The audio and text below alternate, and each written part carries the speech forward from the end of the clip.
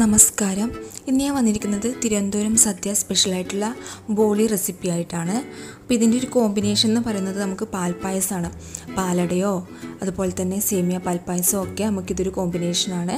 അപ്പോൾ അവിടുത്തെ സദ്യകളിൽ ഒഴിച്ചുവിടാൻ പറ്റാത്ത ഒരു സാധനമാണ് ബോളി. അപ്പോൾ അവിടെ 3 തരം പായസം ഉണ്ടാവും. അതിൻ്റെ കൂടെ പാൽപ്പായസത്തിൻ്റെ കൂടെ ഒരു ബോളിയും കൂടി അവർ വിളമ്പാറുണ്ട്. അപ്പോൾ ഇതെന്തായാലും എല്ലാവരും ഒന്ന് ട്രൈ ചെയ്ത് നോക്കേണ്ട റെസിപ്പി തന്നെയാണ്. കാരണം അത്രയ്ക്കും ടേസ്റ്റാണ്. ഒരു തവണ കഴിച്ച് കഴിഞ്ഞാൽ നിങ്ങൾ എന്തായാലും വീണ്ടും വീണ്ടും കഴിച്ചുകൊണ്ടിരിക്കും. ഇത് പായസത്തിൻ്റെ കൂടെ മാത്രമല്ല വെറുതെ ആയിട്ടും കഴിക്കാം. ബോളി അത്രയ്ക്ക് സോഫ്റ്റാണ്. നമ്മൾ വാലിട്ടിട്ട് ചവച്ച് കഴിക്കേണ്ട ആവശ്യമൊന്നുമില്ല. പായസം കൂടി മിക്സ് ചെയ്ത് കഴിക്കുമ്പോൾ നല്ല സോഫ്റ്റായിട്ട് നല്ല അലിഞ്ഞിറങ്ങുന്ന ഒരു പരുവത്തിലാണ് നമ്മുടെ ബോളി ഉണ്ടാവുക. അപ്പോൾ ഞാൻ അവിടുത്തെ സദ്യ കഴിച്ചിട്ടുള്ളത് കൊണ്ട് പറയുകയാണ്. നല്ലൊരു കോമ്പിനേഷൻ എന്ന് വെച്ചാൽ അത്രയ്ക്ക് നല്ല കോമ്പിനേഷനാണ്. എല്ലാവരും കഴിക്കേണ്ട ഒരു സാധനമാണ് ബോളിയും കൂടെ അതിൻ്റെ പാൽപ്പായസവും. അപ്പോൾ നമുക്ക് പെട്ടെന്ന് തന്നെ വീഡിയോയിലോട്ട് പോവാം. ബോളിക്ക് വേണ്ടിയിട്ട് ഞാൻ ഇവിടെ 1.5 ഗ്ലാസ് കടലപ്പരിപ്പ് എടുത്തിട്ടുണ്ട്. കടലപ്പരിപ്പ് തന്നെ എടുക്കുക, അല്ലാതെ കടലപ്പൊടി എടുക്കരുത്. അപ്പോൾ ഈ ഒരു ഗ്ലാസ്സിനാണ് ഞാൻ 1.5 ഗ്ലാസ് കടലപ്പരിപ്പ് ഓവർനൈറ്റ് കുതിർത്ത് വെച്ചതാണ്. അപ്പോൾ ഓവർനൈറ്റ് കുതിർത്തില്ലെങ്കിൽ ഒരു 7 മണിക്കൂറെങ്കിൽ നിങ്ങൾ കുതിർക്കാൻ വയ്ക്കുക. അതിനുശേഷം നന്നായി കഴുകി എടുത്തിട്ടുണ്ട്. അപ്പോൾ ഇതൊന്ന് നന്നായിട്ട് വേവിച്ചെടുക്കുക. അപ്പോൾ നിങ്ങൾ കുതിർത്ത് വെച്ചിട്ടില്ലെങ്കിൽ ഓൾറെഡി നമ്മൾ എടുത്തിട്ട് കഴുകിയിട്ട് കുക്കറിൽ 2 വിസിൽ അടിച്ചാൽ മതി. പക്ഷേ കുക്കറിനേക്കാളും നല്ലത് നമ്മൾ ഇതുപോലെ ഓവർനൈറ്റ് കുതിർത്തിട്ട് ഇതുപോലെ ഒന്ന് വേവിച്ചെടുക്കുന്നതാണ്. കാരണം കുക്കറിലാകുമ്പോൾ നമുക്കതിൻ്റെ വേവ് മനസ്സിലാക്കാൻ പറ്റില്ല. അപ്പോൾ ഞാൻ ഒരു പാത്രത്തിലോട്ട് മാറ്റിയിട്ടുണ്ട്. അപ്പോൾ ആവശ്യത്തിന് വെള്ളം കൂടി ഒഴിച്ചു കൊടുത്തിട്ടുണ്ട്. അതിലേക്ക് ഒരു 1/4 ടീസ്പൂൺ മഞ്ഞൾപ്പൊടിയും ഒരു 2 പിഞ്ച് ഉപ്പും കൂടി ഇട്ടിട്ട് ഇതൊന്ന് വേവിച്ചെടുക്കാം. അപ്പോൾ ഈ വേവിച്ചെടുക്കുന്ന സമയത്ത് അധികം വെന്ത് ഉടഞ്ഞു പോവരുത്. ജസ്റ്റ് നമ്മൾ കയ്യിൽ വെച്ച് അമർത്തുമ്പോൾ ജസ്റ്റ് ഒന്ന് പ്രസ് ചെയ്യുന്ന പാകത്തിൽ വേണം നമുക്കിതൊന്ന് വേവിച്ചെടുക്കാൻ വേണ്ടിയിട്ട്. അപ്പോൾ വേവിക്കുന്ന സമയം കൊണ്ട് നമുക്ക് അതിൻ്റെ പഞ്ചസാരയൊക്കെ ഒന്ന് പൊടിച്ചെടുക്കാം. ഞാൻ ഇവിടെ ഒരു 3/4 കപ്പ് പഞ്ചസാര എടുത്തിട്ടുണ്ട്. അതുപോലെ തന്നെ 4 ഏലക്കായ എടുത്തിട്ടുണ്ട്. അപ്പോൾ കാമ്പ് കുറഞ്ഞ ഏലക്കായ ആയതുകൊണ്ടാണ് ഞാൻ ഇവിടെ 4 എടുത്തത്. കാമ്പുള്ളതാണെങ്കിൽ 3 എടുത്താൽ മതി. അപ്പോൾ പഞ്ചസാരയും കൂടി പൊടിച്ചിട്ടൊന്ന് മാറ്റി വെച്ചിട്ടുണ്ട്. ഇനി വേറൊരു ബൗളിലോട്ട് ഞാൻ ഒരു കപ്പ് മൈദപ്പൊടി എടുത്തിട്ടുണ്ട്. ആ മൈദപ്പൊടിയിലോട്ട് ഒരു മഞ്ഞ കളറിന് വേണ്ടിയിട്ട് 1/4 ടീസ്പൂൺ മഞ്ഞൾപ്പൊടിയും ഒരു നുള്ളു ഉപ്പും നമ്മൾ നേരത്തെ പൊടിച്ച് വെച്ച പഞ്ചസാരയിൽ നിന്നും 1.5 ടേബിൾ സ്പൂൺ പഞ്ചസാരയും കൂടി ഇട്ട് കൊടുത്തിട്ട് ജസ്റ്റ് ഒന്ന് മിക്സ് ചെയ്തെടുക്കുക.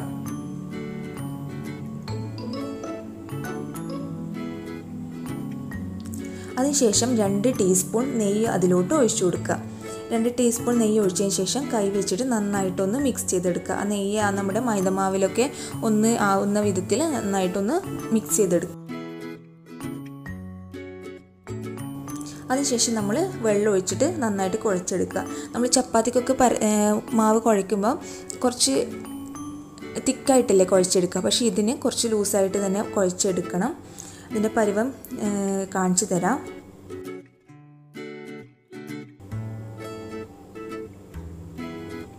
കണ്ടില്ല, നമ്മൾ കയ്യിലൊക്കെ പറ്റുന്ന രീതിയിലാണ് നമ്മൾ ഈ മാവ് കുഴച്ചിരിക്കുന്നത്. ഇത്രയും വെള്ളം നമ്മൾ യൂസ് ചെയ്തിട്ടുണ്ട്. അപ്പോൾ ഈ സമയത്ത് നമുക്ക് കുറച്ച് നല്ലെണ്ണ ഒഴിച്ചു കൊടുക്കാം. നല്ലെണ്ണ തന്നെ ഒഴിച്ചു കൊടുക്കാൻ ശ്രദ്ധിക്കുക. കാരണം നമ്മുടെ സൺഫ്ലവർ ഓയിലോ നമ്മുടെ കോക്കനട്ട് ഓയിലൊന്നും ഇതിനൊരു ടേസ്റ്റ് കൊടുക്കില്ല. പക്ഷെ നമ്മുടെ നല്ലെണ്ണ ഒഴിച്ചു കൊടുത്തു കഴിഞ്ഞാലും പക്ഷെ ആ നല്ലെണ്ണയുടെ ടേസ്റ്റ് നമുക്ക് ഈ ബോളിയിൽ ഒട്ടും തന്നെ ഉണ്ടാവില്ല. അപ്പോൾ നമ്മൾ ആവശ്യത്തിന് എണ്ണ ഒഴിച്ചു കൊടുത്തിട്ട് കുഴച്ചെടുക്കുക. ഞാൻ ഇവിടെ ഒരു 3 ടേബിൾ സ്പൂൺ അല്ല 3 ടീസ്പൂൺ നല്ലെണ്ണ ഒഴിച്ചിട്ടാണ് കുഴച്ചെടുത്തത്. കണ്ടില്ലേ, ഇതിൻ്റെ പരുവെന്ന് പറയുന്നത് ഇതാണ്. നമ്മൾ കയ്യിൽ വെച്ചിട്ട് ഒന്ന് പൊക്കിയെടുക്കുമ്പോൾ പൊട്ടാതെ ഇങ്ങനെ ഊർന്ന് വീഴുന്ന രീതിയിൽ വേണം നമ്മുടെ ഈ മൈദമാവ് ഇരിക്കാൻ വേണ്ടിയിട്ട്. അപ്പോൾ നന്നായിട്ട് കൈ വെച്ചിട്ട് ഒന്ന് പ്രസ് ചെയ്ത് കൊടുക്കുക. അതിനുശേഷം ഞാൻ ഒന്ന് കൈ കഴുകിയിട്ടുണ്ട്. എന്നിട്ട് വീണ്ടും ഒന്ന് നന്നായിട്ട് കുഴച്ചു കൊടുക്കുക. എത്രത്തോളം കുഴയ്ക്കുന്നോ അത്രത്തോളം നമുക്ക് ഈ മാവ് നന്നായിട്ട് സോഫ്റ്റായിട്ട് കിട്ടും.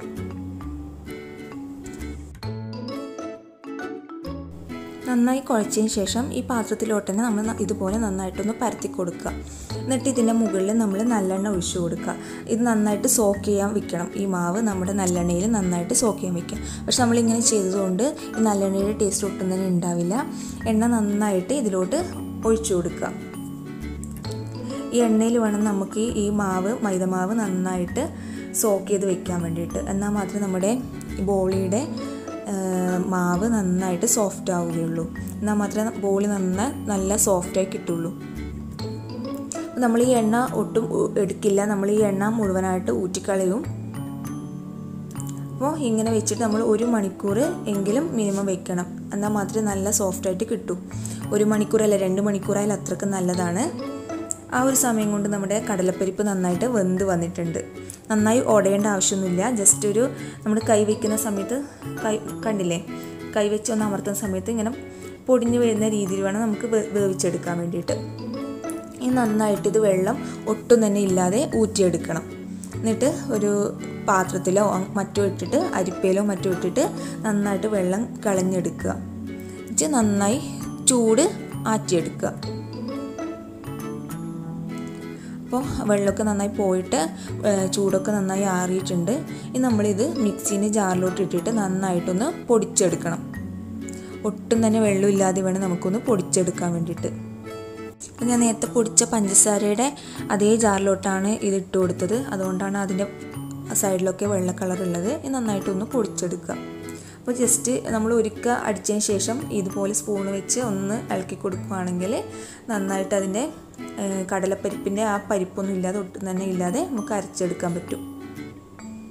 അപ്പോൾ നമുക്ക് കടലപ്പരിപ്പ് ഒട്ടും തന്നെ ഉണ്ടാവാൻ പാടില്ല. ഉണ്ടെങ്കിൽ നമുക്ക് പരത്തി എടുക്കുമ്പോൾ കുറച്ച് ബുദ്ധിമുട്ടായിരിക്കും. അപ്പോൾ അതില്ലാതെ മാറ്റി വെക്കണം.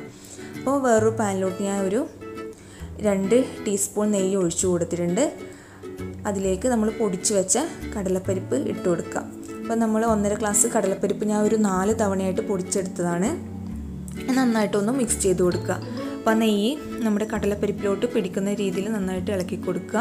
അതിൻ്റെ ഒരു പച്ചമണം മാറുന്നവരെ ഒന്ന് മിക്സ് ചെയ്ത് കൊടുക്കുക. ഇടയ്ക്കിടയ്ക്ക് ഒന്ന് നെയ്യ് ഒന്ന് ഒഴിച്ചു കൊടുത്താൽ അത്രയ്ക്ക് നല്ല ടേസ്റ്റാണ്. ലോ ഫ്ലെയിമിൽ ഇട്ടിട്ട് തന്നെ ഇത് ചെയ്തെടുക്കണം. അല്ലെങ്കിൽ ഫ്ലെയിം കൂടിപ്പോയി കഴിഞ്ഞാൽ അതിൻ്റെ താഴ്ഭാഗത്തൊക്കെ ഒരു ബ്രൗൺ നിറാവും. കടലപ്പരിപ്പ് ഒരു ബ്രൗൺ നിറമായിട്ട് വരും. അപ്പോൾ നമുക്ക് ആ കടലപ്പരിപ്പ് ടേസ്റ്റ് ഉണ്ടാവില്ല. ഈ ഒരു സമയത്ത് അതിൻ്റെ പച്ചമണക്ക് മാറിയിട്ടുണ്ട്. ഈ ഒരു സമയത്ത് നമ്മൾ നേരത്തെ പൊടിച്ചു വെച്ച 1/4 കപ്പ് പഞ്ചസാര ഇതിലോട്ട് ഇട്ട് കൊടുക്കുക. എന്നിട്ട് നന്നായിട്ട് മിക്സ് ചെയ്തെടുക്കുക. അപ്പോൾ കുറച്ച് കഴിയുമ്പോൾ തന്നെ നമ്മുടെ ഈ കടലപ്പരിപ്പ്, നമ്മുടെ മിക്സ്, നമ്മുടെ കടലപ്പരിപ്പിൻ്റെ ഈ മിക്സ് നന്നായിട്ട് തിക്കായിട്ട് വരും.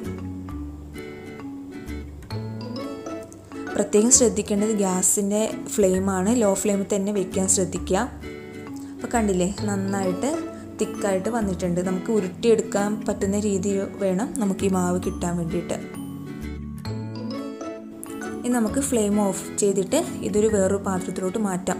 അതിൽ തന്നെ വെച്ച് കഴിഞ്ഞാൽ നമ്മുടെ കടലമാവിൻ്റെ കളറ് മാറിപ്പോവും. അപ്പോൾ ജസ്റ്റ് ഒരു ചെറിയൊരു ചൂടോട് കൂടിയിട്ട് നമുക്കിത് ഉരുളകളാക്കി എടുക്കാം. നമുക്ക് ബോളിക്ക് എത്ര സൈസാണോ വേണ്ടത് അതിനനുസരിച്ച് നമുക്ക് ബോൾ ഉണ്ടാക്കിയെടുക്കാം. അപ്പോൾ ഞാൻ ഈ 1.5 ഗ്ലാസിൻ്റെ കടലപ്പരിപ്പ് വെച്ചിട്ട് ഞാൻ ഇവിടെ 20 ബോളി ഉണ്ടാക്കിയിട്ടുണ്ട്. അപ്പോൾ അങ്ങനെ എല്ലാം ഉരുട്ടിയെടുത്തിട്ടുണ്ട്. ഈ ഒരു സമയം കൊണ്ട് തന്നെ നമ്മുടെ നേരത്തെ റെഡിയാക്കി വെച്ച മൈദമാവ് നന്നായി സോഫ്റ്റാക്കി ഇട്ടിട്ടുണ്ട്. 1 മണിക്കൂറായിട്ടുണ്ട് കേട്ടോ. കടയിൽ നല്ല സോഫ്റ്റാക്കി ഇട്ടിട്ടുണ്ട്. ഈ നമ്മൾ സോക്ക് ചെയ്ത് വെച്ച എണ്ണ ഉണ്ടല്ലോ, നല്ലെണ്ണ, അത് നമുക്ക് വേറൊരു പാത്രത്തിലോട്ട് മാറ്റാം. ഇത് നമുക്ക് ദോശയൊക്കെ ചുടുമ്പോൾ നമുക്ക് എണ്ണ തടകി കൊടുക്കുക ഈ എണ്ണ വെച്ചിട്ട്. അല്ലെങ്കിൽ നമുക്ക് ഈ ഒരു സമയത്ത് നമുക്ക് കയ്യിൽ എണ്ണ പുരട്ടണം. അപ്പോൾ ഈ എണ്ണ തന്നെ ഉപയോഗിക്കാവുന്നതാണ്. എന്നിട്ട് നന്നായിട്ടൊന്ന് ആ എണ്ണയൊക്കെ നന്നായി ഊറ്റിക്കളയുക. അതിന് ശേഷം കൈ വെച്ചിട്ട് ഒന്നുകൂടി ഒന്ന് കുഴച്ചെടുക്കുക. കണ്ടില്ലേ, നല്ല സോഫ്റ്റായിട്ട് ഈ ഒരു പരുവത്തിലാണ് നമുക്ക് കിട്ടാൻ വേണ്ടിയിട്ട്. നമ്മൾ മാവ് കയ്യിൽ വെച്ച് പൊക്കുന്ന സമയത്ത് ഒട്ടും പൊട്ടാതെ നമുക്കിങ്ങനെ ഊർന്ന് വീഴുന്ന രീതിയിൽ വേണം നമുക്ക് ഈ ബോളിയുടെ മാവ് കിട്ടാൻ വേണ്ടിയിട്ട്.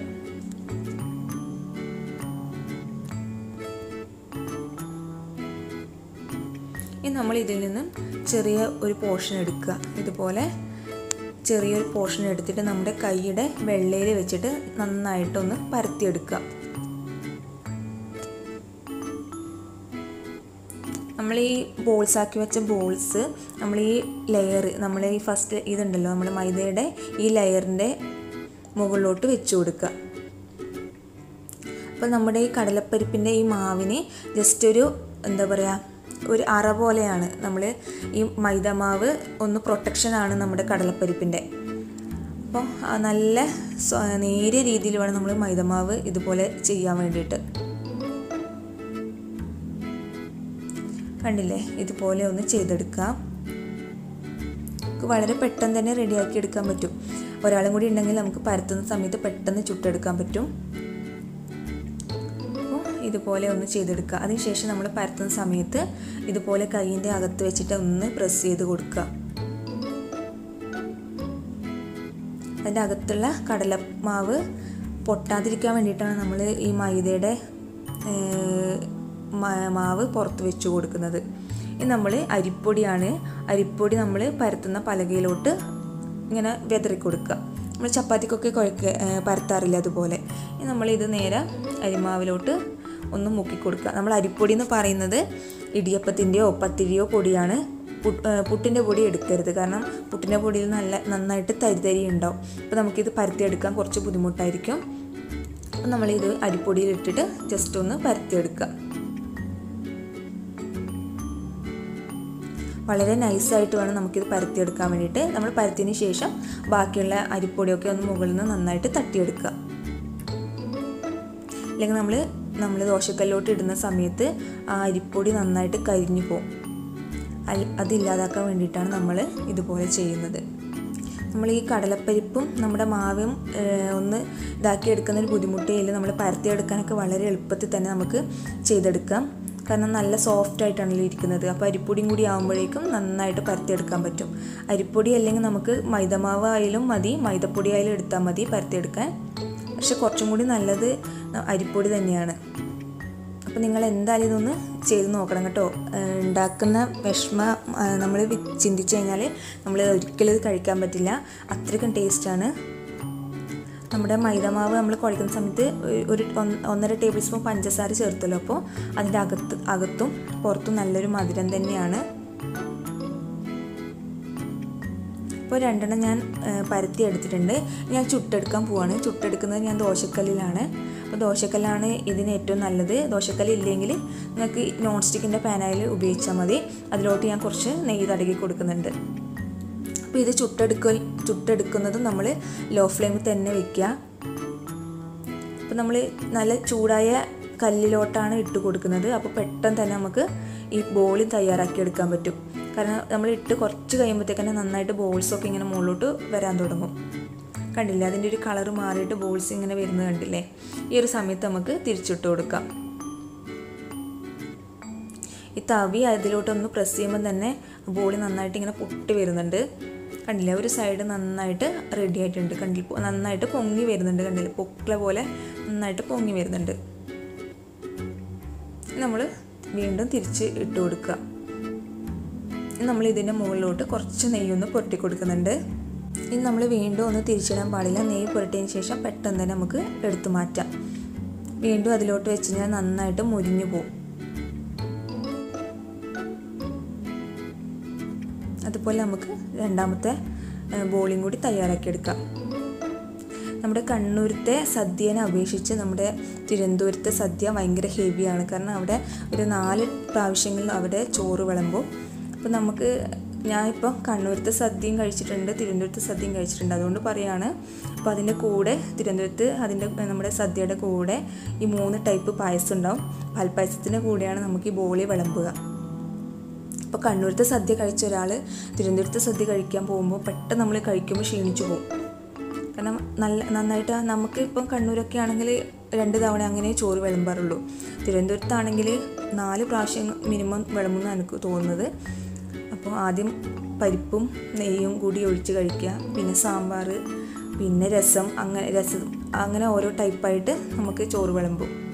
അപ്പോൾ ഞാനിതാ 20 ബോളി റെഡിയാക്കി എടുത്തിട്ടുണ്ട്.